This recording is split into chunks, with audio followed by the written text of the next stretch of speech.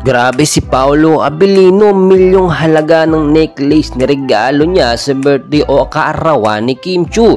Bagong new short hair ni Kim Chiu, kinagulantang at kinagulat ng mga fans. And bago tayo magpatuloy kaibigan, pa-like and subscribe naman and pa-hit ng notification bell.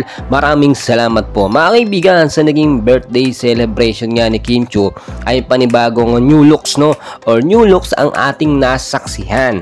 Maiksi na po ang buhok ni Kim Chiu, short hair na. Ibig sabihin nito, panibagong simula sa kanyang buhay na makasama ang tunay na lalaki na magmamahal at magpapahalaga sa kanya. Ang tinutukoy po natin dito ay walang iba kundi etong si Paolo Abilino. At kahapon din ay naispatan natin ng ilang mga updates na kung saan nga po merong birthday gifts or surprise gift etong si Paolo Abilino dito kay Kim Chiu na talaga namang kinagulat ng mga fans at ng buong fans ng Kim Pao.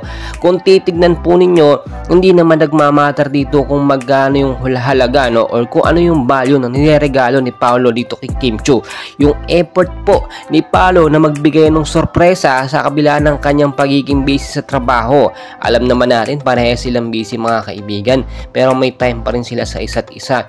Lalo na po ito si Paolo Abilino, very obvious na talagang gustong gusto niya si Kim at pinapahalagahan niya yung ganitong mga moment or kaarawan dito kay Kim Chiu.